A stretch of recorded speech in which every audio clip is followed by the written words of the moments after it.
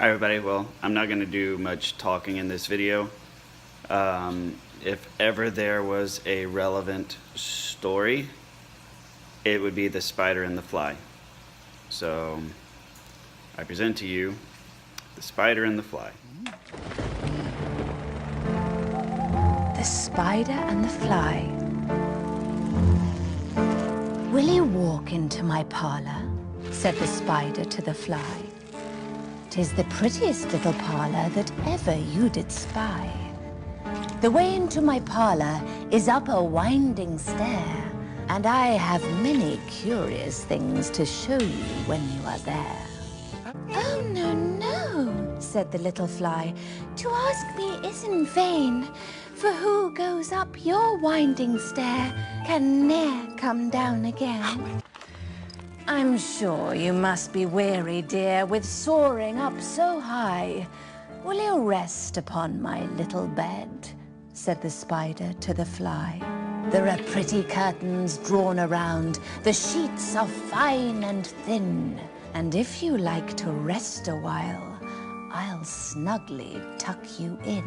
"No," said the little Fly, "for I've often heard it said, they never, never wake again who sleep upon your bed." Said the cunning Spider to the Fly, "Dear friend, what can I do to prove the warm affection I've always felt for you? I have within my pantry good store of all that's nice. I'm sure you're very welcome.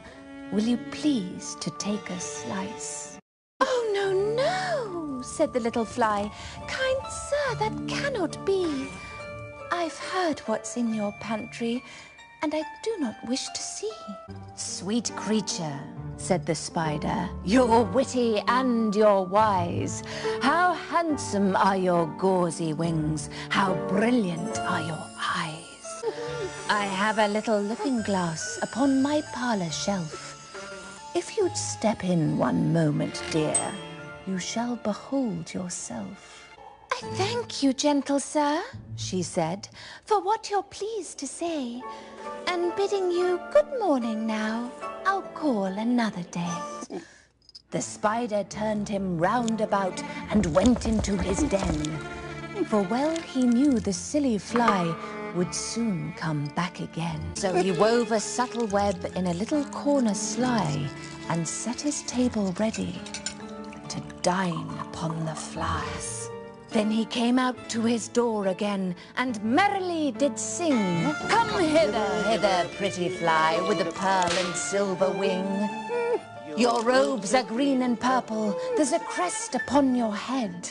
Your eyes are like the diamond bright, but mine are dull as lead." Alas, alas, how very soon this silly little Fly, hearing his wily, flattering words, came slowly flitting by. With buzzing wings she hung aloft, then near and nearer drew, thinking only of her brilliant eyes and green and purple hue, thinking only of her crested head, poor foolish thing. At last, up jumped the cunning Spider and fiercely held her fast. He dragged her up his winding stair into his dismal den, within his little parlor, but she ne'er came out again. And now, dear little children, who may this story read, to idle, silly, flattering words, I pray you ne'er give heed unto an evil counsellor, close heart and ear and eye, and take a lesson from this tale of the Spider and the Fly.